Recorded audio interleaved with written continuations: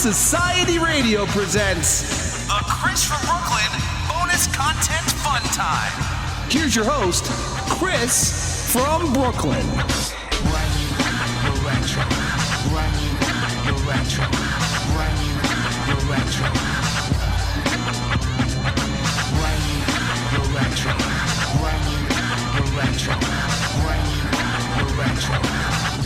What's up, guys? Thanks for checking out the video. If you're on YouTube, make sure you hit that subscribe button. If you're on Gas Digital Network, thank you for subscribing. If you're not a subscriber, go to gasdigitalnetwork.com and use that promo code HSR30. You're going to get a 30-day free trial. You get the entire archive of the show. You get bonus episodes never before seen on YouTube or on iTunes. All sorts of other great benefits. Go check it out. But what I'm here for today is to talk about my interview with James Lindsay. It's the second time we've done this. I actually spoke to him a few years back before he was on the Joe Rogan Experience, before he got some notoriety since then. He had just done his first hoax paper called about the structural penis. The conceptual penis is a social construct. And I thought it was hysterical at the time. He had gotten it into a journal with this entire fake story. Went on to do 20 more papers with Peter Boghossian and Helen Pluckrose. Very funny satire that he's lampooning academia with, in a way. One of the papers he did was he took the word Jew in an entire chapter of Mein Kampf, replaced it with cis white male, and had it published in a gender studies journal, an accredited gender studies journal. It was a proper academic paper. We've talked about how some people, even though his hoaxes have been retracted, there are people now arguing that academic journals need to stand by them because they did not lie in some of them. They didn't use falsified data. It was just arguing an opinion. We talk about that. We talk about some of the pervasiveness in the news media of social justice and postmodernism, critical theory, just a lot of his viewpoints on that stuff. We also talk about theism, atheism, the arguments surrounding that, how it relates to the social justice causes. We talk a lot about his books, which I highly recommend. The most recent one that is available right now is How to Have Impossible Conversations, which will make your Thanksgiving dinners with some gruff family members that much more enjoyable. Maybe teach you how to get some of your ideas across to people who aren't super willing to hear them. But like I said, you can check. I'm glad you're checking this interview out. I had a fun time doing it. The first one we did is available on YouTube. It's available on Gas Digital. So wherever you're checking this out, it's there. Just find it through the page. And, follow James at Conceptual James on Twitter. He's got a website called Discourses.com. He's got another book coming out supposedly at the end of August. We'll wait and see how this coronavirus thing pans out before we know when it actually comes out. But that's called Cynical Theories: How Activist Scholarship Made Everything About Race, Gender, and Identity, and Why This Harms Everybody. So you can go get that. You can pre-order it on Amazon. That's available now. But I highly recommend Everybody is Wrong About God and his book on How to Have Impossible Conversations. They're very good. But check out the interview. Let me know what you think. Comments. Do it. Let's go. Okay, guys, I'm talking to James Lindsay for the second time. You can follow James at Conceptual James on Twitter. You go to the newdiscourses.com for podcasts, articles, videos, all sorts of stuff on what he's doing right now. And this August, he's got a new book coming out with Helen Pluckrose. It's Cynical Theories: How Activist Scholarship Made Everything About Race, Gender, and Identity, and Why This harms everybody. I apologize. Why this harms everybody. It's a long subtitle. Yeah. But so we talked when you put out your first, it was, I guess, is that considered your first grievance studies hoax? We talked after the conceptual penis, right? Yeah, the conceptual penis as a social construct. Right. So the way penises are perceived, since women can have penises, doesn't make any sense. Right. Yeah. So it was kind of and wasn't really. So I tend to cordon off the so-called grievance studies affair, the 20 papers that we did with Helen involved, as a separate activity from the conceptual penis. That was kind of like the prologue to the actual book, but it wasn't really part of that project. It was something Peter and I did on a lark. Peter Boghossian and I did on a lark. And so kind of it was. I mean, it was definitely poking the gender studies bear, which gender studies turned into things like gender studies, turned into grievance studies over the course of 2017 and 18 for us. And you've done, I mean, I've read some of them. I was following it more. Well, the funniest thing is one of the ones you did about fat bodybuilding. There's now a movement to re-legitimize the hoax paper. Correct. Yeah, actually, I'm in contact with the author of the paper. There's an academic paper that was published in, I think, one of the top either 15 or 20 or maybe 10 sociology journals just last week that said that the paper should be reinstated, it should not be retracted, and so on, which is interesting because this is we actually made the same argument when we first went public with the grievance studies paper. So the ones that had false data in them, we of course said should be retracted because they have false data. But the ones that only relied on argument, like fat bodybuilding, there was no reason to retract those, and we think the journals really should have stood by it. And so this academic, not realizing that we believed that, has written this paper saying that the journals should not retract that paper in particular, but also other ones that are similar maybe. So it's actually really kind of an interesting moment in the grievance studies affair as it's developing, as kind of things are starting to shake out in the academy around it. And you said you spoke to the author of the new paper? Yeah, his name's Jeff Cole. He is actually not a sociologist. He's not a grievance studies guy. He's actually a neuroscientist of pretty good repute. Oh, really? In the UK at Essex. And so I haven't spoken to him like by voice, but we've emailed back and forth extensively for the past 2 weeks or so, or a week or whatever since it came out.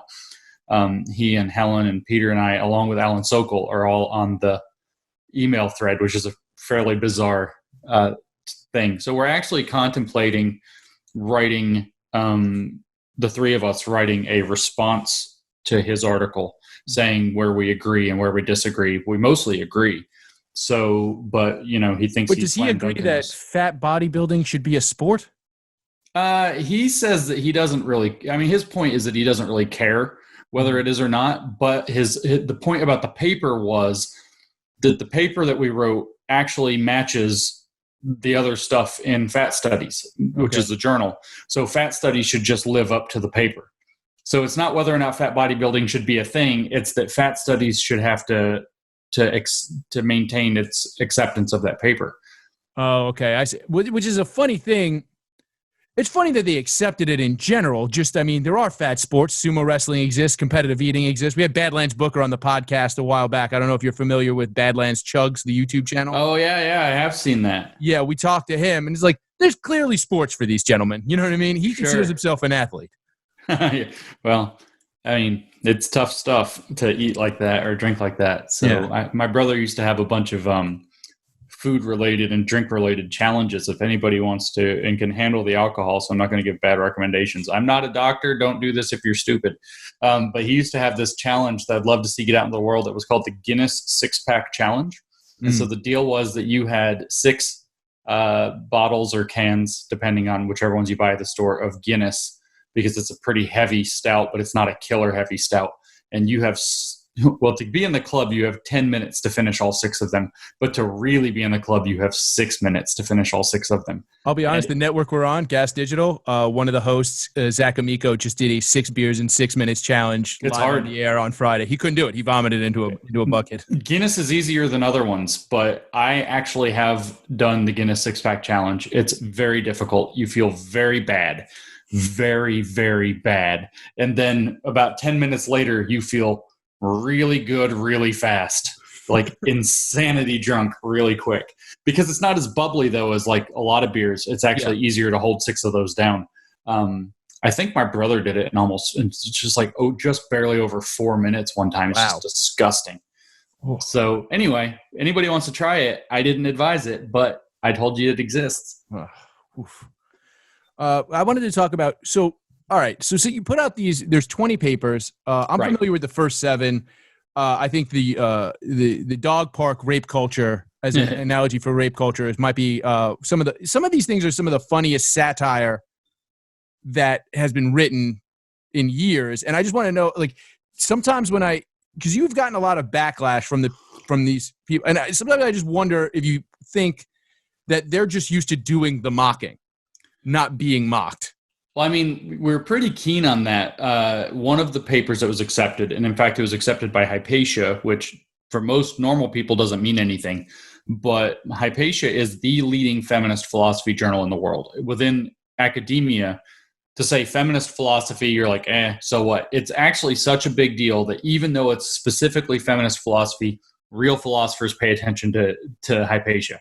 So it's actually a big enough deal to within the philosophy world to have mainstreamed, even though it's technically niche. So getting a paper in Hypatia is actually a very significant turn of events. And that paper was actually about our own project. The point was to say that doing a hoax project rooted in satire to mock social justice initiatives or scholarship is totally inappropriate. It is just not okay to make fun of social justice. So the argument in the paper is that humor used to support social justice, especially when satire, is not only acceptable but necessary. It's a necessary form of activism. But humor that's used to disparage social justice is bullying and is absolutely unacceptable and can't be used. And this paper, like I said, was accepted by a extremely important journal. It was praised as exemplary feminist philosophy. It was accepted very rapidly. I mean, very rapidly. We submitted it. It was very close to the end of when we had, the Wall Street Journal was getting onto our case. Everything was looking like it was going to fall apart. We were going to lose most of the papers, which actually did happen. We lost, well, not most of them, actually. We lost 7 of them to time. And then we submitted this one, and we had very little time left. And then it was accepted within 2 weeks. It usually takes 3 or 4 months, or 2 months at least. And it was accepted within 2 weeks, which is just astonishingly quick. So they definitely the narrative. I think it depends. There's some other factors. I can't say why it was so quick. For sure, it hit the editor on the right day, and they got excited about it and moved. It went to reviewers that had time to edit it more quickly. It was during the summer, when people tend to have more time to review rather than during the school year when they're bogged down with teaching duties and so on. So there's some other factors that probably led to it being so quick, but that turnover was astonishingly fast. And I tend to think that it was quick enough to conclude that there was a strong amount of agreement with the argument that we made. And of course, the praise that the actual peer reviewers and editors wrote about it, that we love this paper. This is an important contribution to feminist philosophy and so on. And they've retracted it since? Technically, they didn't have to retract that one. It had been accepted. It had gone off to typesetting. It had been typeset, but it had not yet been published. Mm-hmm. It was to be published within probably a few days of when we ended up going public. Mm-hmm. And because they hadn't published it yet, they didn't have to retract it. They just unaccepted it. Oh, I see. Yeah, there were 3 of them that were caught that had been accepted but had not been published yet. So they were caught in this kind of like black hole or whatever, and just nothing interesting ever happened. See, our original argument, when I said that we argued initially from the very beginning that they should own the papers that came out, our argument was that specifically Hypatia should carry through and publish that paper, that they should not unaccept it because nothing changed, except that they found out that we didn't believe our own argument, which is not good enough. And so you believe the argument, that's all that should matter. Well, it doesn't matter what anybody believes. Right. If they think it fits like rigorous scholarship as they consider it, and they've passed it through the process and they've accepted it, they should have to own it because our intentions don't matter. Like, let's say that I was a philosopher, right? And I wrote a very important paper and I believed in it, and I published it in a very respectable philosophy journal. And then a year later, I learned something that makes me realize that my argument was wrong. Mm-hmm. They wouldn't, and I don't believe that argument anymore. They would not retract the article, mm-hmm. right? Or if I wrote an article as a matter of devil's advocacy, they would not retract the article because I didn't believe it. It's all about the argument that it makes. So if I had changed my mind, I would write another article and say, this is what's changed. So the real reason they must be like not publishing things like that, or like when the ones that have been retracted, it's just to save face, no? Mm-hmm. Well, it is. It's an interesting. This is what I wanted to ask you about. So, like I said, we talked a while ago. Then all this happens. I know you've gained a lot of support from lay people, because this is something that when I talk to people, we're about this, I don't know how old you are, but I feel like we're about the same age. When I talk 40. to people who, yeah, I'm 37. So when I talk to people who went to college, back when I was that age, who were more social justice-y, when you start breaking down, they don't realize what's going on. And I show them things and they're like, that's a small section. I'm like, no, it's a growing section. And I'm just wondering, have you gotten any support from inside academia since this is kind of all come out? Like, that's an interesting story. Mm-hmm. That is an interesting story. So there are definitely, just to say so, there are definitely people who in academia who are hardcore on the line of it's just a small section, it's not representative, blah, blah, blah. But that said, there are, initially we got a rather big outpouring of support from academics. Obviously it polarized. Some didn't agree with us and some did. But some of them were brave enough to write articles, say in the Chronicle of Higher Education for us. Some of them were less brave and said they support us, but that they can't say so publicly, but they wanted to let us know. We've actually been invited. Peter and I were invited to give a talk in Colorado Springs last, I guess, beginning of November. And we were specifically invited by the faculty there because there was agreement with what we had done. So a faculty member wanted to get us there because of agreement. So there is some, and more and more academics now, it's been about a year and a half, are starting to rumble into being willing to vocalize support for the work that we did. It's not quite as controversial. They're not quite as scared for their job. More academics are getting fired for having the wrong opinions, or scandals are breaking that make it harder to maintain silence. A big one being the diversity statements that were required in Berkeley, for example. I'm not familiar with that. So it was a year and a half or 2 years ago, maybe not that long ago, actually. It was only about a year and a half ago. Berkeley put out a requirement that to apply for professorships or jobs in general, and as faculty members, you had to write a diversity statement, in particular, you had to express your commitment to diversity, equity, and inclusion, and explain what you have done and what you intend to do to support those initiatives.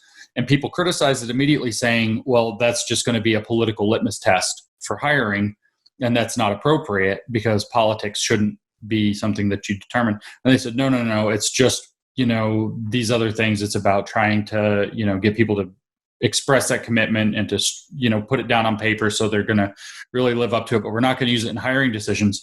And then it came back not that long ago, a month and a half. I don't know, the virus is dilated time, so I don't know when anything happened anymore. Mm-hmm. But a couple of months ago, or within the last, we'll say 3 months for sure, it came back that Berkeley had a bunch of biologists apply, and 75% of the applications never got past reading the diversity statement, and then were basically trashed. They never read their CVs, their resumes. They never looked at their research. They never called them in for an interview or to do their own, demonstrate teaching or anything. They read the diversity statement. They had a rubric that was like how they're going to grade it. So if you're like, well, I believe that, we should be colorblind and we shouldn't judge people by the color of their skin, it's very important to have that equality so there can be diversity, that would get you like 1 out of 5 points. But if you were like, full on equity, we need to make reparations for past injustices, yada, yada, yada, that'd be 5 out of 5 diversity points. So they just scored people and then ranked them, and 75% or 76% of the applicants, I think was the actual number, were never, they're nothing but their diversity statement was ever read because they didn't have strong enough diversity politics. So they were never even considered for the job. In other words, it was a litmus test for hiring. And this kind of shook some people up in the academy. Now, and no matter, even if it wasn't the humanities or even in sciences. Right. That was in biology. Yeah. So, and now the virus is shaking people up because universities, I don't know if you know this, but universities are properly screwed financially right now because of the virus. Like basically every university in the United States, and probably most of them in the Western world at least, are running gigantic budget shortfalls. I mean, just huge deficits this year. Is that just because of housing or? I don't actually know why it is. It's something to do with the virus, though, has caused them to run massive, like everything's super expensive all of a sudden, and they don't have tuition. I don't know what it is. Somehow, though, they are massively backwards on money. And so you have like Cornell is like 50 million in the hole this year. Okay. You have a lot of like the state schools are close to 200 million in the hole. You have a lot of like basically almost all the schools are significantly in the hole. You have schools closing kind of all over the place. You have faculty being furloughed because they don't have enough money to pay them. This is bad. Then meanwhile, you have cases like, which university was it? Cannot recall. Michigan, no. Something in that northern Midwest region had a diversity, like a dean of diversity, vice dean of diversity. And, you know, that's so important to pay attention to diversity during this time that we're going to have this we're going to promote this person to vice dean. We're going to create this position, vice dean of diversity. I'm going to promote this person to that. That's going to be this. So we're also going to pay her, I don't remember, $400,000 a year. And they're just like firing people and laying them off because they don't have any money. Schools are closing. And it's like, well, we can't lose our diversity administration. And people are like, wait a minute, what's going on? Universities are literally going to be going under. So I've had actually a rash of emails in the past few weeks that are like, maybe it's time for some of us academics to start new universities. And so people are starting to be willing to speak up a little bit. And they're seeing that there's something crooked going on here. Now, It's would crazy. that be an issue with accreditation? Yeah, obviously getting accredited will be difficult. And depending on who's in charge of the accreditation agencies, it may be impossible for alternative universities to get accredited. So I have no idea what'll shake out. But nevertheless, the point is that faculty members are certainly starting to rumble into, not most, but more faculty members are rumbling into life to say that whatever's happening through this grievance studies business, it merits a closer look, at least. Now, are you seeing that somewhat? Is there any? So I'd imagine that's coming pushes from math, hard sciences, and that. Are you seeing anything coming from like the humanities subjects on it at all? Humanities, no. The social sciences, there's a little bit going on there. There's actually almost like a fracturing of the social sciences from what I'm hearing. Professors email me or talk to me or whatever. So there's this kind of distancing going on. You know, sociologists will come out and say, well, I'm a sociologist, but I'm not really one of those grievance studies people. You know, so they're kind of like, they're not dumping directly on it, but they're actually stepping away from it. That's why I'm actually excited to see that paper saying fat bodybuilding should have got reinstated, because hopefully it's an indicator that more dialogue in the academic literature is going to start up. And that's what academics are going to pay attention to. And then the debate will actually properly start. For the record, Peter and I had a disagreement about this when we went public. I told Peter it would take 2 years before we started to see anything significant happen in the academic literature. So that'd be this fall.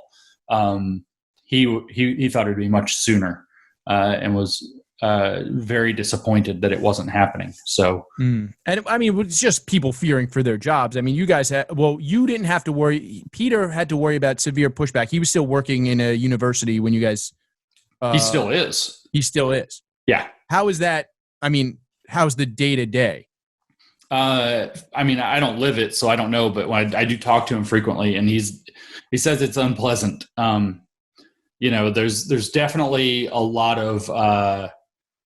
His favorite word for it is glowering at him when he's walking down the hallways, or if he's in some meeting, people are giving him dirty looks and all of this. Some people refuse to talk to him. Actually, a lot of people refuse to talk to him. I don't know how much of different things I'm allowed to say because I don't want to get him in trouble for stuff he's told me. But there are instances where it's very clear that, you know, the faculty, it's been made clear to him that the faculty in many cases are very upset with him for what he's done and are unwilling to even talk to him about it. Like he's now just some kind of an academic pariah. So the day-to-day is tense and uncomfortable is kind of the vibe that I get off of him, to put it fairly mildly. But I mean, they didn't fire him. They didn't really punish him. They just dragged him through this pointless set of hearings and trials and other things. Well, there's something there's a curious thing and just your thoughts on it. You wrote the book, Everybody's Wrong About God, right? Mm-hmm. Correct. And it's kind of just about how the belief in God is a need for certain things societally or psychologically. Right. So God is actually is a metaphor, is a symbol that gives people a route to satisfy those psychological and social needs. Yeah, exactly. So, well, a lot of people have, you made the analogy of original sin with privilege as far as it comes to the social justice movement. And sometimes when I view it, especially through the lens of like your book, it kind of makes me wonder, is there a psychological need for the negatives in religion? That's interesting. I would definitely say that there is a psychological need to understand things. And even if those, I'm not sure which negatives you mean, like purification spirals or witch hunting or whatever. Yeah. I mean, just clannishness, things like that. So I mean, this is on the very, very edge of my kind of thinking about this. I do think clannishness is like kind of the perversion of forming groups or communities or whatever. It turns into these kind of very clannish things.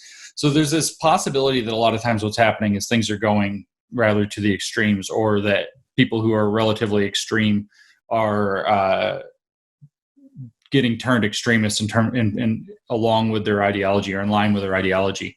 So, you see this in religion. You have the Westboro Baptist Church yelling, about gay funerals or whatever, or military funerals because gays exist or something. I mean, just crazy stuff. Then you have, the extremist Islam is happening. It's definitely a thing, and that it's reactions to various things, but they're going deep. That extremism is manifesting through the belief structure. And so here you have, various belief structures about how society operates, and people are going to do that. In particular, I keep trying to communicate this when I outlined it in so I'm going to try again. So when I outlined it in Everybody's Wrong About God, the psychology of religion literature is pretty clear that there are three main, they're all interrelated, but three main kind of psychological needs or social needs that people are becoming religious to fulfill. And those are meaning making in general. And that includes having a sense of purpose. That includes understanding how the world works and understanding how their morals make sense. There's a sociality aspect, like that they have a community, that the community is hierarchical, that it's enforced, that people understand their place within the community, and so on. That ties deeply into the moral thing, of course. And then that there's this need to feel in control of your circumstances. And of course, that's really a lot of people very instantly understand when they talk about God. People pray like, make the virus go away, or don't let me get the virus, or my uncle got the virus. I need thoughts and prayers to take the virus away from. So you can see this, kind of appeal to control. Or on the other side of it, rather than a petitionary kind of seeking control, there's also, we'll all be okay because it's in God's hands. That's a sense that control is imposed upon the world, or order is imposed upon the world, so everything's under control. I think that what's going on with the social justice is, in fact, a berserk attempt to try to get control over the culture. They're not even particularly interested in political power. They're only tangentially interested in political power. They want cultural control to make culture and society operate the way that they think nothing bad happens. So they're obsessed with badness in society, and that's why it looks like witch hunting. I also, though, this is the speculative part that I've been working on for a few weeks now, and when I have spare time to think about it, I actually think that one of the things that religions do really well is offer people ways to cope with suffering. So life is hard. Well, God had a purpose for this. Maybe he's trying to teach you a lesson. Something bad happened, well, what can we learn from this, or something along those lines? How do we cope with suffering? Or somebody dies, God just called him home. So you have this whole sense that there's like coping with suffering, or dealing with suffering, or bearing suffering well, that religious architectures have. And as far as I can tell, social justice just doesn't freaking have one. And it's like they try to resolve that through societal control. Well, there's also a need to more perverted things of religion, whereas like there's a need to suffer. You know what I mean? Like a vow of poverty or something. And that seems to come out of that. Right. Well, that's the thing that I was saying, is that wherever you have these kinds of impulses, there's always the place where they can go too far or get perverted or turned extreme. Mm-hmm. So yeah, you see the people who are like literally punishing themselves, suffering in order to try to purge themselves of their sin or to find God or whatever it is. And in this case, what you find is people just absolutely railing on themselves emotionally about their privilege and their complicity in a system of racism and sexism, that they're holding other people down by the very fact that they benefit from these alleged systems that exist. And it's pretty intense. I think, the psychological need there is to assuage guilt or feelings of complicity with evil, but it can get pretty intense. So I think that we're seeing very similar architectures here. Well, it feels like, I always think of there was like a Christopher Columbus movie that I saw when I was a kid. When it came out in the 90s, and there's just a scene where he's trying to get Native Americans to sing Christian hymns, and every time they're just like, "No, you're not supposed to think this way. You're supposed to." It triggers that memory of that movie in my head. It's almost the same kind of. That's how I've always and it's also funny to me that you wrote essentially 3 books in a row about telling people to just stop talking about God. Which is a difficult conversation, and then a few years in this field, and you had to write a book about how to have conversations because they just don't want to listen. Correct. You wrote a book, and it's an interesting book, and I wanted to ask you a couple questions about it. It's called How to Have Impossible Conversations and Why You Should, correct? It's How to Have Impossible Conversations. The subtitle is A Very Practical Guide. Okay. So one of the best arguments you have in there is not to argue with people on social media, but you are consistently arguing with people on Twitter. Well, yeah. So I think it is generally bad to try to have conversations on Twitter. I will say that I have been much worse than usual. It's good to take my own advice. I've been much worse than usual in arguing with people on Twitter since the virus came up. Normally, though, just to clarify, a lot of people won't find this acceptable, or I'm parsing things and splitting fine hairs or some bullshit. But long and short is, I don't normally argue on Twitter. I make fun of people on Twitter. Mm-hmm. I dunk and mute, actually, most of the time. So I don't usually go back and forth and argue, although I do get sucked into it sometimes. I do think that Twitter is public-facing Twitter, or public-facing social media, period, is the wrong place to have conversations. And I stand by the advice in the book. Well, so, you said to direct message somebody if you have a difference of opinion with them. And that's something that I've been doing on Facebook with people that I grew up with. Correct. And I noticed that there's less, you can approach somebody, and I think if more people did this, rather than arguing in the comments, just shoot off a message, right. And you'd be surprised how often you can turn somebody who's being ideological into oh, okay, I understand your point of view, and maybe I'll consider that the next time I form an opinion. Exactly. Whereas if you comment, it feels like you're calling out as opposed to trying to change a mind. Right. And once you've posted something that somebody says is wrong, the odds, if it's been done publicly, the odds that that person is going to change their mind or even be receptive to what you're saying, if it sounds like a call out, is really low. And it's part of the psychology of the backfire effect. And what that psychology seems to be, and I don't know that that's settled psychology, but what the argument of that perspective is that when somebody puts something out in public and they get called out on it, and they get said that they're told that they're wrong in public, it sends a message to the rest of the community that they believe is paying attention to them that says, I'm not creditable. I get things wrong. And they will work really hard to double down into their own view in order to not look like somebody who gets something wrong and therefore doesn't have credit or expertise or whatever with the community that they believe is watching them. So it's like the whole thing, right? So I put these things on Twitter, just dunking on whatever, maybe it's even a person sometimes, but I did one the other day about 2 days ago or yesterday about something to do with systemic racism. I actually talked about a positive conversation I had in direct message, but then I put it out publicly. And so I had a very positive conversation with somebody who disagrees with me about some aspects of systemic racism. And I said, this is what I've been reflecting on this for days. This is what it led me to realize.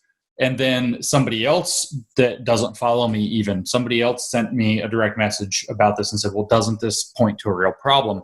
And she and I had a pretty good conversation. And So in the direct message world, I mean, I have to be a little bit shorter with people in direct messages now because I get literally like 100 and something of them a day, and it's really hard to keep up with them. But for most people out there who are doing this most of the time, the direct message conversation is almost always going to go better than the public facing. So I, again, strongly urge people not to actually have conversations on Twitter, or especially on Twitter, or on social media in general.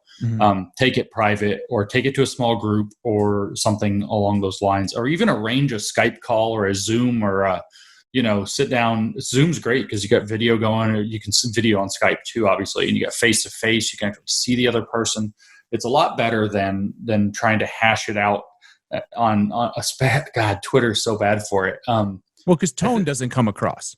Right. And I was telling my wife, I was thinking about it the other day. It's really interesting. I'm trying to always to figure out why Twitter sucks so bad. And part of it is like, I realized something. I was on Facebook scrolling through. I'm not really active on Facebook. And there was some argument about the virus somebody was doing. And I was like, and I wanted to, for some reason, I clicked on like all the comments under the original post, and I'm looking, and it's like, you got that guy and he put like 3 paragraphs, and it's like, I was just like not reading that, and I skipped past it. But then all the short ones I was reading. And then I realized on Twitter, they're all the short comment because you're limited to 280 characters. And so it's like 30 or 40 words. You take in every freaking comment. You don't, like the guy who's on a rant on Facebook, you might skip him. You don't skip that on Twitter. You see all of it. And so I saw somebody on, it was one of your tweets, because I was getting ready to just message you, and it was somebody who made like a salient point, and then like by the end of it, it was about the virus, and then by the end of it, it was just, God is going to punish us all. That's what this is. And I was just like, oh, why did I read 3? I would never have read a block of text, but I read the 3 comments in a row. Right. Because it seemed like maybe they were independent thoughts, but no, it was just like leading to this selling point at the end. Yeah. Yeah. I think that there's something particular about the architecture of Twitter that makes it hostile to conversation. I think of Twitter personally as more like performance art. People get really mad when I say that, but it's like I have kind of like a model for each of how the different social media platforms that I've used work. And for me, Twitter feels very much like being on stage. Then your mentions are people like yelling up at you when you're on stage. And then some people don't seem to realize, and it's really bad when you actually have I don't want to sound like, oh, poor famous people. I'm not really famous, but you know what I mean? I have a big account. I have 50,000 followers. It's different when you have a big account than when you have a small account. I don't even have a huge account. I talked to some people who are actually famous. I won't name them, but they have, somewhere in the vicinity of 4 million followers. And they're just like, I can't even look at my mentions anymore. I just can't. I don't look at them at all, ever, because it's just everything that they tweet is just a tidal wave of bullshit coming back. Support. Well, those are also the things you notice, is a lot of times you just end up, I always like try to say whenever like, cause we'll get YouTube comments that'll be negative or this and that. If I go on another show, and I go, okay, look at the number of views of this YouTube video, right? I have, there's 10,000 views on this. There's 3 comments. That means there's, 9,900 that either were indifferent or thought you were fine or thought you were good and didn't have time. You know what I mean? Like, it's just like, there's just this weird, so you have 50,000 followers, right? If you tweet something and there's 500 responses, that's a small percentage of your followers that even give a shit to comment. And obviously the people who are mad are more likely to comment. If somebody agrees with you, they're just going to go, oh, it's another one. Like, yeah, you know exactly. I mean? Exactly. And, it's, again, I'm not trying, it's like, I try to actually engage with my mentions. I try to engage with my audience. I try not to be the person that's just like turned it off and doesn't look at it. But I'm not trying to whine. I don't want to come off that way, but the perspective, like a lot of people don't understand if they're interacting with a big account and they expect that person to be like super patient and happy with them or whatever. Like they've read, you're like, here's I disagree with you because, and that I disagree with you because is also attached to like 400 people saying, you're a Nazi and need to die. Yeah. And so it's like, you know what? You disagree with me? Fuck you. And it's like, it's not the proportional response, but from the perspective of the person who has a big account, it's like they're flooded with stuff. And so it's very difficult to maintain, perspective. Like Well, I wanted to give you some credit because around the same time I interviewed you, I interviewed Michael Rechtenwald. I don't know if you're familiar with him. He was the NYU professor who got outed because he had basically a vent account on Twitter. Mm-hmm. And when I spoke to him, he was as far left as you can get. He was just very frustrated with it infiltrating his job and the way he had to behave at work. And when I spoke to him, he considered himself a communist. You know what I mean? You can't get further left than that. And I watched him gradually become an alt-right personality. You know what I mean? And it's just and I don't, because that's the positive feedback he was getting. And I actually saw recently, maybe a week or two ago from you, I just noticed a tweet to go, I didn't even know what the initial tweet was. Looks like a lot of people found out that I'm not a right-wing guy today. A lot more going to find out tomorrow. And I just thought it was a great thing. I guess it was because of the Liberate Michigan tweets, maybe. Yeah, I think so. I think it was something like "Liberate these nuts." I said back or something.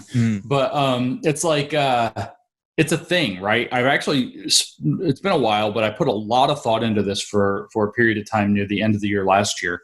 I've seen a lot of my friends who used to be pretty center left, so mostly it's not a communist alt-right, total story, but a lot of center left people who decided, I'm going to take the red pill. I'm going to go there. And they turn into people I don't even really want to talk to that much. And it's really a bummer. And they're like, well, the left me. So therefore I'm going to, basically what it is that psychological thing is they're moving toward a tribe that accepts them. And so there's this really weird social gravity. And I see less of the left giving, being welcoming. So the right is just cleaning people up right now, vacuuming them up from where the left is browbeating people and they're being insane. The right is also being insane. I mean, they are. Yeah. Both sides on the ends are being totally insane. And it's actually very similar insanity. But as somebody who is on the left, who has challenged the left and got blasted for it, the right treats me so well. They invite me onto their shows. They take me out to dinner. It's all kinds of nice stuff. None of them ever asked me to come be a conservative. None of them. I've never been asked to turn, change my politics whatsoever. Sometimes we'll discuss politics. I've never once been turned. But it's that feeling of being welcomed really is pulling a lot of people away from their old political positions. And it's you talked about how you have that movie from the 90s that you flash to and that. Well, I do too. It's Office Space. And it's the scene where they're sitting down with the Michael Bolton guy and Samir is there and he's talking about how Michael Bolton, the musician, is terrible and he has the same name as him and blah, blah, blah. And then he's like, why don't you just go by Mike? And he's like, why should I change? He's the one who sucks. Yeah. And that's how I feel. It's why should I change my politics just because other people suck? I don't understand. But I know people are talking about being politically homeless. They want a political home. I don't know why anybody wants a political home. I'm just get away from politics. You can feel at home with anybody.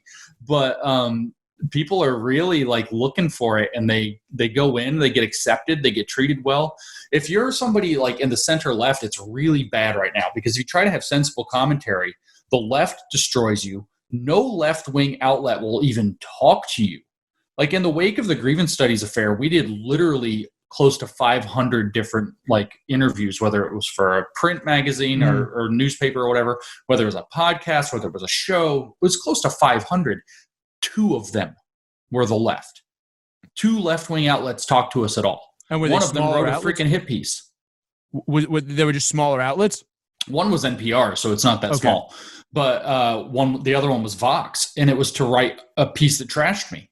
Really? Yeah, Zach Beauchamp called me. It's Vox. Yeah, Zach Beauchamp called me, talked to me for an hour and a half one day, and then wrote a terrible article about me after we had this wonderful conversation. It was a very pleasant conversation. I mean, I could feel the game being played the whole time. I really wish I would have recorded it because it was I could feel him say, "Oh, wow, I'd never really considered about that point before. Maybe you can tell me more." And it's you're trying to get me to say something stupid. I mean, I know what you read your book. Well, the book didn't exist yet. Oh, okay. So it was he was leading me on the primrose path to try to get me to say things that he could quote out of context. So I just started playing the game back with him, and I was so happy with the article because it's he planted almost every quote that I thought of as I want him to write this. So I said these things strategically, and he's he put almost every one of those in there, and I was yes. But I mean, that's it. Two outlet. It depends on how you qualify the left. A reporter from the New York Times called us. We talked to her. She wrote a very neutral article that was actually, fact-based reporting that's quite accurate. It didn't take a side. It didn't editorialize really. And so it was like, if that's on the left, then we had 3. Otherwise, they're like all right-wing people. They don't want the left doesn't want anything to do with it. So it's like, well, we have this thing. We want people to hear about it. And so then all of a sudden it's like, come be with us, come be with us, come be with us, come be with us. Tell your story. We'll give you publishing opportunities. We'll give you a job. I offered a job a couple of times. And it's like the left, it's like you can't even get them to talk. I couldn't even get them to talk to us. Well, it would seem like you guys, especially like I said, it's satire. You'd think like somebody like Bill Maher or somebody like that would want to have you or Peter, and just as like not even the panel guest, but the individual guest just to talk about what you're doing.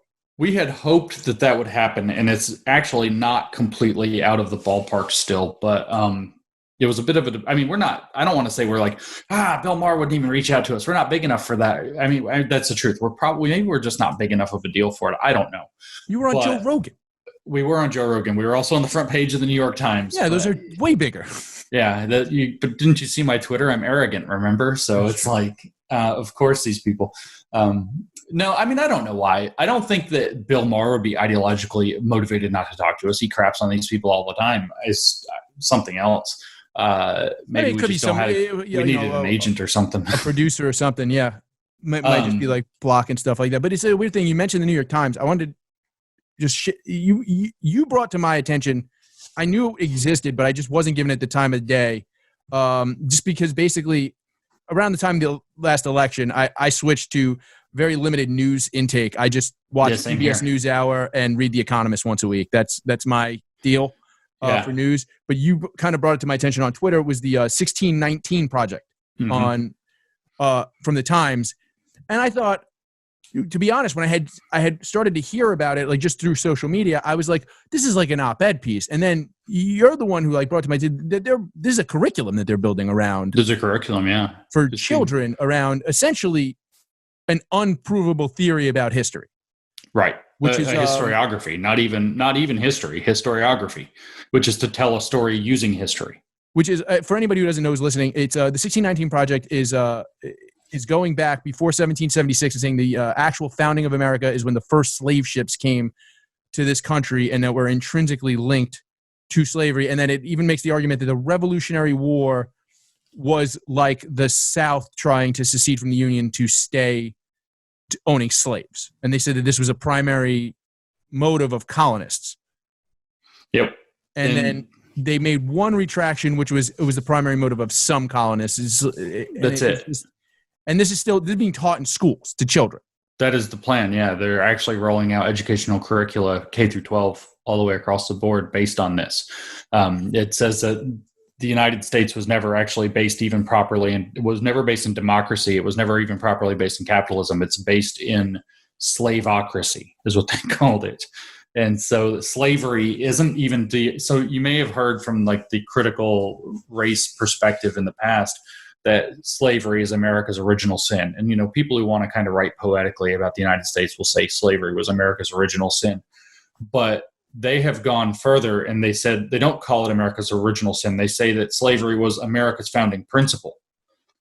Mm-hmm. Not, life, liberty, pursuit of happiness, none of that crap. Not religious freedom. Not religious freedom, not, people that are created equal, blah, blah, blah. No, none of that. None of that. None of that. Founding principle of the United States, slavery. Mm-hmm. And so it's like, holy crap, right? And that's intense. And so, yeah, the 1619 Project, it was technically a project of the New York Times Magazine, which is not the New York Times, but it did get covered specifically in the Times itself too. So it actually got linked not just to New York Times Magazine, but also to the New York Times itself, which is supposed to be a news outlet, not an opinion outlet. They do have an op-ed page, but that's different. That's typical of newspapers. It doesn't mean that the newspaper is an opinion page. And so some lines got blurred there really badly. And it is it is a historical revisionist project. Since, I was very familiar with the atheist stuff, I remember back in like 2008, 9, 10, 11, 12, there's this guy, David Barton, who was really a big deal. David Barton was, he had a lot of truck with like Ted Cruz and a few of these other Republican senators. And David Barton's deal was that he was trying to rewrite American history, that like Thomas Jefferson was a big time Christian and they were all big time Christians. And this was actually a Christian theocracy from its founding. The original principle of America wasn't religious freedom. It was Christianity. It's the same damn thing, but now it's like this, upside down cause oppression religion as opposed to this, find salvation in your belief in God religion. And so it's like, I didn't respect the one. I don't respect the other either. So the 1619 Project is definitely this like historical revisionist thing to try to recast and tell a story about America in a light that makes people hate America, basically, or feel guilty about being American. But is there any, like, do they have any historical documents or anything? Like, because whatever, there's just the loose connection between the British Navy sinking slave ships and just the argument. I suppose I get that, and I suppose you could make the argument that there would be some colonists that were like, oh, it's going to fuck up our economy if these guys are doing this already.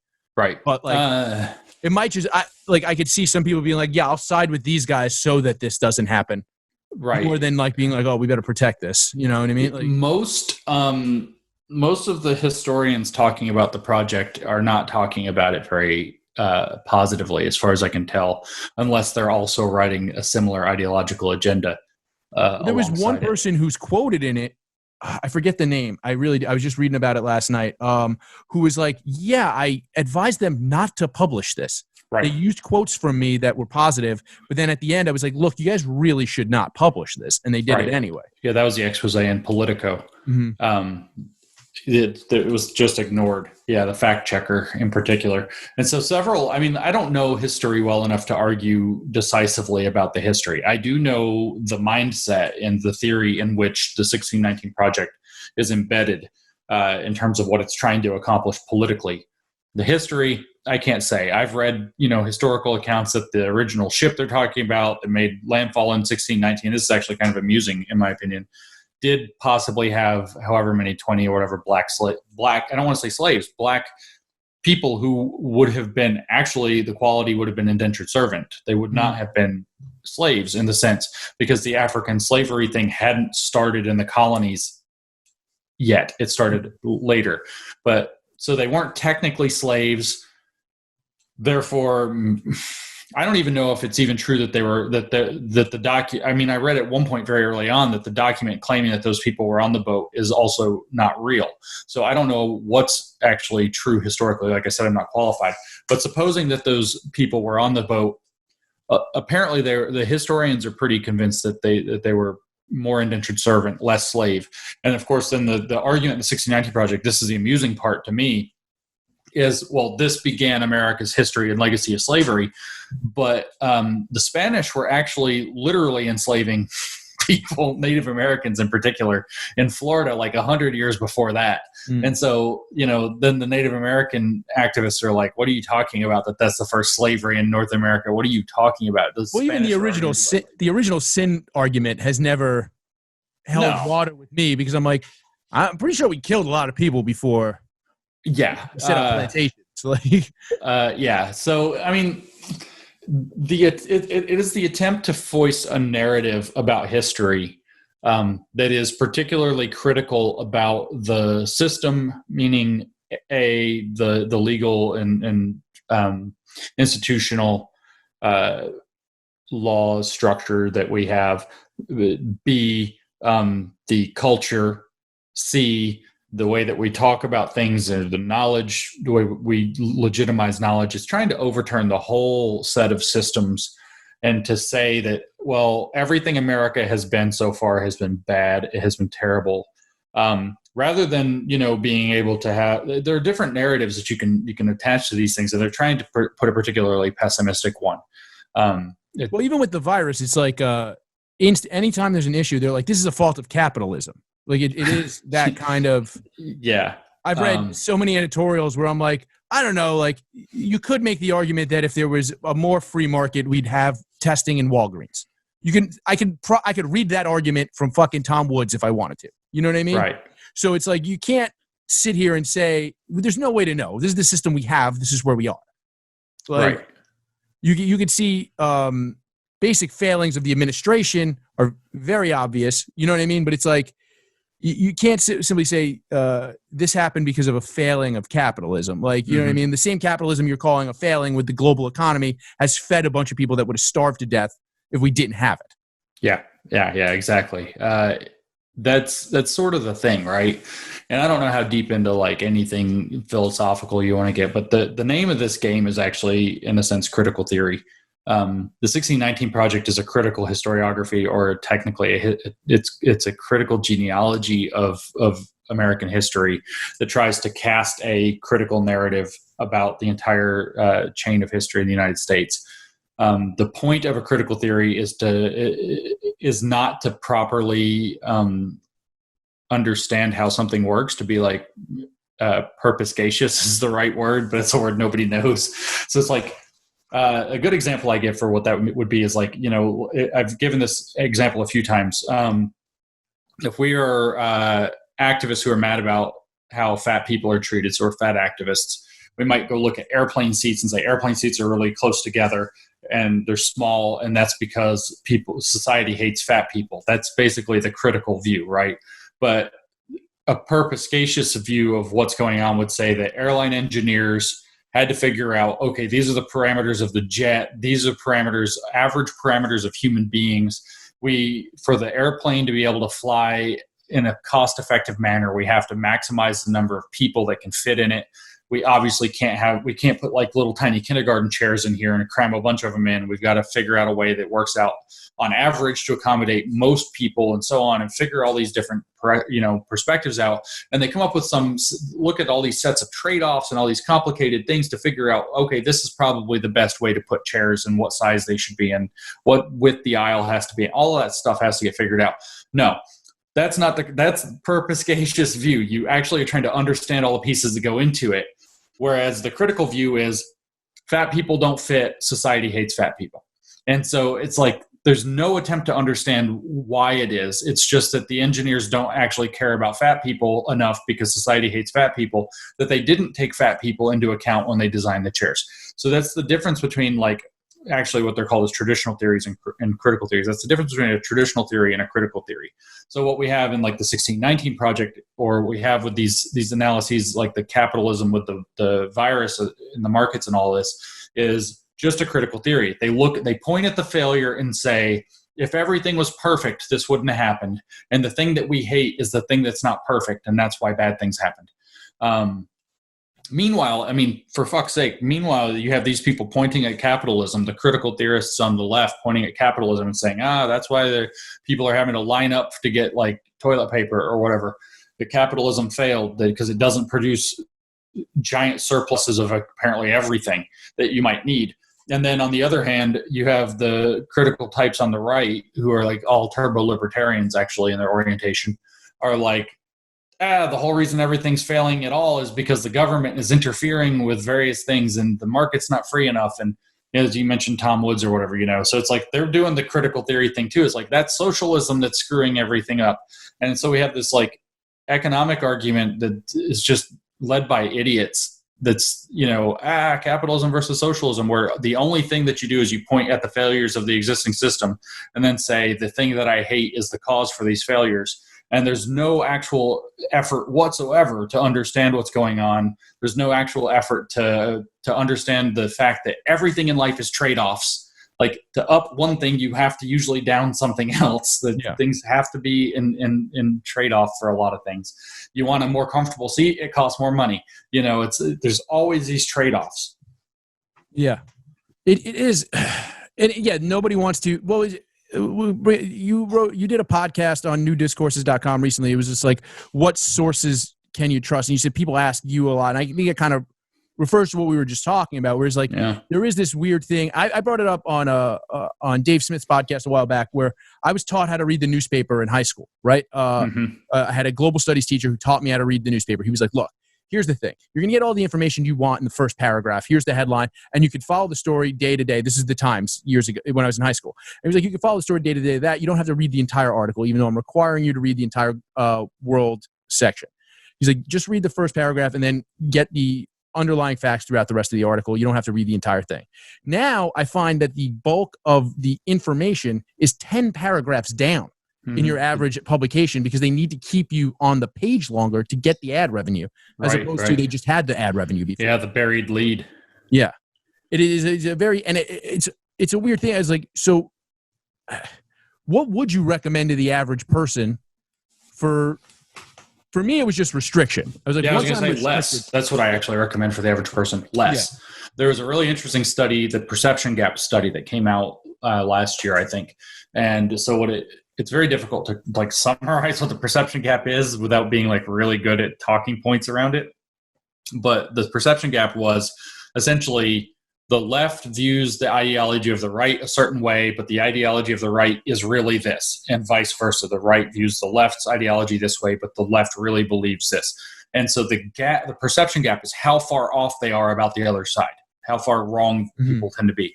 And one of the things that they found was that the more people read news media, more wrong they are, the bigger the perception gap. And it's like dramatic. It's this huge U.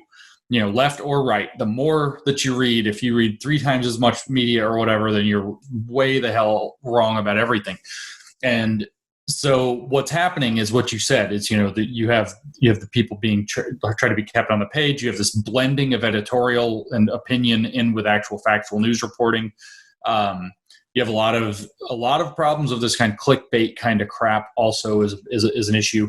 So people are actually getting misinformed by engaging with too much media because most of what they're engaging with is highly partisan and doesn't actually attempt to just give factual news. And people who read the least stuff have the least misinformation about what's actually going on. This was actually something they found a long time ago. If you recall, there was a study, it would have been in the early 2000s, I guess, where the Daily Show was vindicated as America's most trusted news source. But they also found that people that watch the Daily, of all the possible news channels or whatever, like CNN, MSNBC, Fox, whatever, you name it, the people who watched the Daily Show were the most informed. So the people who are watching comedy making fun of news channels were the people who are most informed rather than people who are actually watching the news. Because they were getting aggregated bullet points from both sides. I guess so, yeah. So it's like my general advice now is read much less.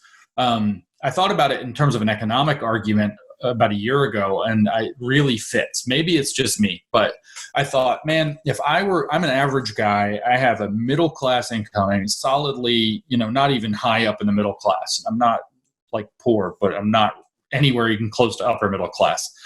I'm upper middle class. I have all these books like a real newscaster. I see them. Yeah. So the X-Men. So I thought, how much money would I be willing to give if I could really affect my political will in the world, right? And I figured out some number, and I thought, how much is my time worth, per hour? What is my hourly rate? And I figured out some number, and I did a division problem, and it all worked out to about 6 days a week. I should spend about 10 minutes a day paying attention to politics, because anything more than that, and in terms of how much money I'd be willing to put into politics, I've already exceeded. It's like I'm wasting my time because it doesn't have an economic return in terms of how much I care about politics. I'd be willing to put maybe, I don't remember, $1,000 of my money on the line for politics every year. And so $1,000 worth of my time engaging with politics is how much politics is worth to me. So that worked out to like 10 minutes a day or something like that. And then I started thinking about the psychological impacts. And I started thinking, well, back in the day, it was 30 minutes of news. And I thought, holy shit, 10 minutes a day with politics is probably the right amount for sanity and to become generally informed about what's going on and not get caught up in all the minutia, all the rumors, you don't have time to get into all the editorializing and the opinion and the spin and the garbage. And it's like, so 10 minutes a day, kind of big bullet points are all you're going to hit. And then actually my other advice is turn off cable news, period. Just all of it. Zero. Don't watch. Oh, I only watch Tucker. I don't care what you watch. Turn it off. All of it. MSNBC? No. CNN? No. Fox? No. Favorite guy on Fox? No. Turn it all off. all cable news is poisoning your brain is I'm almost like literally able to just say all cable news is poisoning our brains. Turn it off. Well, it's not helpful. You don't get any, like I said, well, whatever. Like I said, I made the example of the PBS NewsHour. I mentioned that I was watching it. My buddy Shakes. He goes, yeah, like I used to watch that when I was younger. He's like, my dad is devout on it. He goes, you watch an hour of that and you get more information than in 24 hours of CNN. And they still got like 5 minutes to tell you about like some black kids in the hood doing tap dance. You know what I mean? Like, it's like I feel, and like just from like, I noticed like from limiting, because you're not reading every new article, you end up more informed than the average person even by consuming less, but actually paying attention to it. You end up more informed. Just like the average person, you'd be surprised. Like when Linda McMahon got put in Trump's cabinet. Now, obviously, that is a silly thing to happen. Vince McMahon's wife being in the cabinet of the president of the United States. But people were like, you don't think the rest of the world is laughing at us? And I was like, 2 weeks ago, Shinzo Abe appointed the guy who was considered the godfather of hardcore wrestling as the minister of education. And they were like, how do you know that? I was like, I read it on Reddit. Like, why do you not? Like, they're not laughing at us. The president of the Ukraine's a comedian. Like, it's not that serious. Like, you're so focused on this one thing. You've read 500 articles about Trump. You've read no global articles. Yeah. No. Like, it's I don't know. There's that perspicacious thing again. Yeah. Yeah. It's well, this has been a great conversation. Is there anything else? Oh, let's talk about just the new discourses and just why you felt the need. Yeah. Is that kind of like you finding your own place to consistently put this stuff out? I mean, that's sort of what it was. What I realized was, I write a lot for Aereo magazine. Helen runs Aereo magazine. I've written some stuff for Quillette. I've written some stuff other places. I occasionally get asked to write an op-ed somewhere or to get an article of some kind in this thing or that thing. Every now and then it comes up. But what was not possible anywhere that I was seeing was anything that was like, I don't want to say I'm creating like a university because that's not what this is. There was nothing that was kind of geared very much straight toward an educational platform that I didn't know exactly even what it is I'm trying to educate on, except that it has something to do with social justice, has something to do with Trump and the thing that's happening around Trump. I mostly talk about social justice because I mostly have read that. Plus there's the whole left-right thing. I'm on the left. So if I talk about stuff on the left, it doesn't look like a partisan attack to most people, just to the lunatics. But if I talk about the right, people are just like, libtard. It's like, oh, well, I'm not having any effect there. Why waste my time? Mm-hmm. So I really wanted to get into that. So what I noticed is our discourses suck. It kind of connects to the conversations book. But in particular, what I was really, really recognizing is there's nothing educational that talks about why our discourses suck. And in particular with the social justice issue, nobody understands what's going on with it. I mean, it's like I talk to people who kind of feel like they have a clue, and it's like they have no clue how the actual mindset there works. And then, ideally there would be people representing other far deep opinions that are like, how does their mindset work? Because when somebody's in a completely like alternate interpretation of reality, then I'm not saying they live in a different reality. I'm saying they have a completely different interpretation of reality. It's very, very difficult for people to have dialogue across that difference. Like nobody knows. People just talk past each other. You just get mad. So I wanted to start trying to pick apart that problem in an educational form. So new discourses, like people submit articles. Most of them, I just tell them to submit it to Aereo or something else or somewhere else because I don't want to publish just articles or think pieces. I want them to be educational about why or how the thought process works. So I had a wonderful one submitted that I will probably be putting out after I get off the podcast here, actually, the other day, that is about when we saw that event that happened at UVA, I think it was UVA, a few months ago, where there was a black student and she was saying there's too many white people in this room. And this is supposed to be a multicultural space. She's like, let's get the white people out of here. It's just an article explaining that person's not crazy. that person thinks about the world in the following way. Here's why thinking about the world in that way is not as good as thinking about the world in this other way.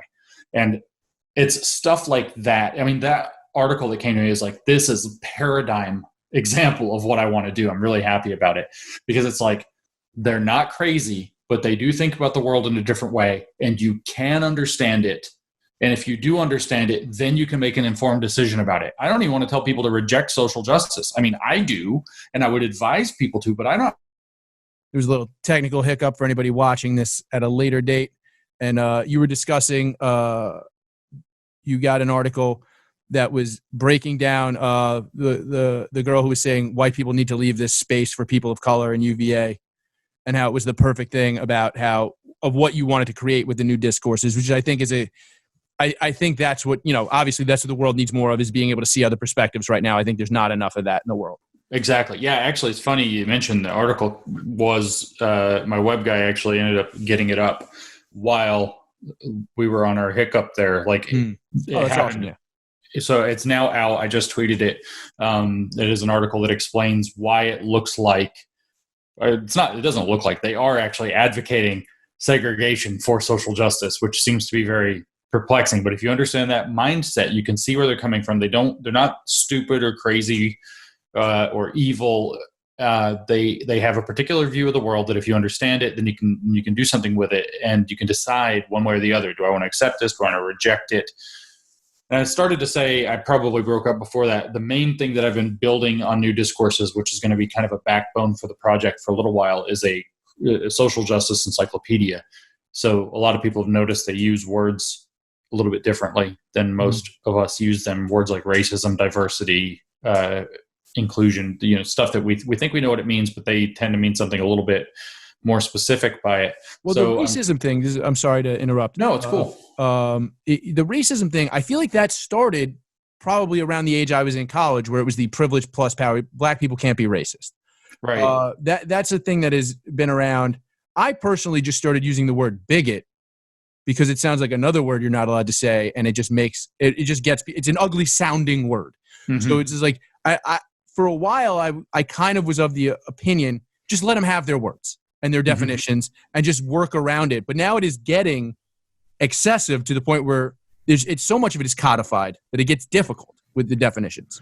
Right. Yeah. So I'm building this encyclopedia so that people can go and try to understand I pretty deeply, I won't say it perfectly, but I pretty deeply understand their terms. I understand the way they think and why their terms mean what they mean and how they use them. So the goal is to give people a resource where they can go and read it. And it's a little bit academic, it's a little bit heady, but the goal is to actually explain this is actually what they mean by these words. When they say racist, or when they say authenticity, even, or when they say some technical term like epistemic justice, this is actually what they mean by that. And so I don't expect everybody to learn all the terms and be, conversant and fluent in social justice lingo. But it's a reference. But it's a reference. So when somebody, what I'm finding a lot of people, in fact, this is what I need to start encouraging, I suppose, because I'm finding a lot of people are sending me emails or direct messages on Twitter, and they're saying, well, I had a discussion with a social justice person and they brought up, positionality or some obscure thing. And I just, instead of arguing back with them, I was like, do you understand what that word means? And then just linked, the entry in the encyclopedia. And then in some cases, this enrages the person. In some cases, it leads to other people in the conversation seeing it, saying, oh, that makes sense. And that I don't agree with that. And then in some cases, it's actually led to the person changing their mind and saying, well, I was using it, but that's not how I thought that's not quite what I thought it meant. But if, that's what they actually mean by it, I don't mean that. I mean something less than that, And so it's been people are finding it to be quite helpful to inject in these online conversations or debates or arguments they get into. And somebody says, well, with the virus, to say, oh, well, we've got to pay attention to health equity or something like that. Well, I have an entry for health equity. So they share the link and say, is this what part of this, or is this what you mean? And the point is to facilitate discourse. So people are telling me all over the place that it's working, that it's helping. So Well, that would be actually a buddy of mine is an EMT, and we had a conversation. I have older family members that live in public housing, and we were talking about the health equity issue with the virus in particular. It was a funny thing because he works in Brownsville, and I don't know if you're familiar with New York City and Brooklyn at all, but Brownsville is one of the few ungentrified neighborhoods left. It's still the 1980s there, and he basically was just like, he's like, people saying this is some like poor shit. He's like, I'm there every day. He's like, motherfuckers are acting like there's nothing wrong. Like, he's like, there's just people outside. Like, and it's like, and like, he's like a goony Italian dude. So it's like, he's not going to be having these conversations, but it's like, somebody needs to talk to guys like that. You know what I mean? Like, we need to interject. And so like, I think you posted it, but I had seen it earlier. The mayor's wife is going to be heading a diversity. I don't even understand the diversity of a plague task force or some or the equity in poor communities.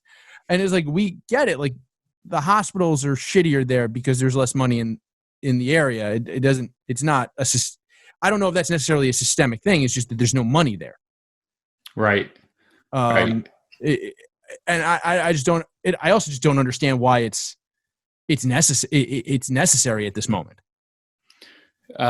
I mean, I can answer those questions for you if you want to go down the rabbit hole. But the short answer is, and I don't mean to be putting anybody down, but the activists who've taken this stuff up and the people who are kind of in their orbit don't think any other way. It's all they think about. Why is it important now? Because they don't think about anything else. Everything, that's the screw around which everything in society turns. And it seems obvious. For instance, the hospital has less money. How is that a systemic thing? Well, because essentially it's the most weirdly, almost kind of, it's like communism beyond communism, because there's like economics, but there's also like all these social factors, this idea called social capital, and everybody should just have equal of all of it, period. And so if a place has less money, it must be some systemic force that made it have less money. And that systemic force has to be fixed because it's not equal. And when I don't exaggerate, this is how they think about this. They don't think about it any other way. And I can't communicate that to people because they think I'm nuts, but I don't think they have the capacity any longer to think about it any other way. It's like people who see the sun shining and they're like, God, and you're like, oh no, those people, it's like, if you want to be religious, like, great, but it's like, come on. Yeah. We woke up this morning. That's what caused that. All right. Well, I don't want to take up too much of your time. We've been talking for over an hour at this point. And I mean, so again, at Conceptual James on Twitter, newdiscourses.com. Cynical Theories comes out August 25th, correct? If that's what it says. Technically, let me put a minute on that. Cynical Theories comes out post-pandemic. There's a huge question mark on that. It was originally supposed to come out May 5th. And then it got moved to June 16 or something like that. And then the pandemic came, and Amazon's distribution centers aren't even ordering books. Mm-hmm. And therefore, publishers that like the people, and I don't mean publishers like publishing companies, I mean the people who actually print the book, they're like, books aren't going anywhere. We're not printing books. So we obviously could release the ebook, and if it's completed, which is up to Helen, we could release the audiobook, but the print book won't exist until post-pandemic. Mm-hmm. And so after a long series of meetings with a variety of different people, we all decided better to wait, better to do it all in one release when books are actually being sold by Amazon again. There's problems with an ebook release just on it hinders promotion of the ideas, no? Because you can't get in, if you're just ebook, you can't get in the New York Times bestseller list. Correct. And a lot of other things like that, right? Correct. So, I mean, whatever, just anything. Check back. If they just follow you on Twitter, I'm sure they'll be able to, at Conceptual James. Yeah. And you can pre-order the book now, and I can tell you, it will get there when the pandemic's over. when Amazon's shipping books again. If the pandemic ends. If the pandemic ends. Yeah. No, I'm hopeful that the pandemic will end. I'm a little bit nervous that we're going to have a double peak phenomenon in the United States because people are taking the issue a little bit less seriously, and our government isn't doing a fantastic job at all of making sure that we can social distance properly and feed ourselves. But well, yeah, just today, I mean, right before I just was seeing the news right before we started the conversation that Tyson is closing several factories. Smithfield is closing. Well, Smithfield had to close a factory because of an outbreak in South Dakota, I believe. Now they're saying there's millions of pounds of food leaving the supply chain because people are sick. So yeah, I mean, we're going to have to open at least that up. Yeah. I mean, I was even talking to somebody about that yesterday, and it was like, I can't figure out. I mean, I understand, stimulus money has to go where stimulus money has to go and people need it, but somebody had better probably prop up some farms. I've been saying that to people, you realize that, like, if you just give people $2,000 a month on top of their unemployment, and then there's only certain food's just going to cost more than your rent. Like, yeah, exactly. It's just gonna happen, and there is again, I don't want to take up too much, but it is that weird dichotomy that we were talking about before, where it's like the right is saying this, the left is saying this, where it is you got to be somewhere in the middle, because eventually we're all gonna more people starved to death in the Depression than possibly died in the pandemic of 1918, right? Like, so it's like we got to figure it out, because we still don't need 100,000 American. There's got to be somewhere that we can all eat food and not die of a pandemic. Right. Yeah. That's I'm really worried about the hyper politicization of the conversation around the pandemic, which prevents us from getting to workable solutions. And it's such a clusterfuck. It's really unfortunate. Well, I'll tell you, I was drinking a glass of bleach every morning, even before Trump said it, just as a cry for help. And now, luckily, I don't have coronavirus. But yeah, I've had the same experience. It's crazy. Yeah. All right. But again, I want to say thanks so much for talking to me. You don't need to talk to me. This is comparatively to the shows you've been on. It's a smaller show, and I really appreciate you. Thanks for having me. Yeah, man. All right. I'll tweet you when this is all up. It'll be up the video will be up on YouTube before it is in audio form the following week. Okay. I will probably aggregate it on New Discourses. Since we talked about New Discourses, I'm usually aggregating ones. Oh, that's great. Thank you so much. Cool. All right. I'll talk to you soon, James. Thank you very much. Yep. See ya.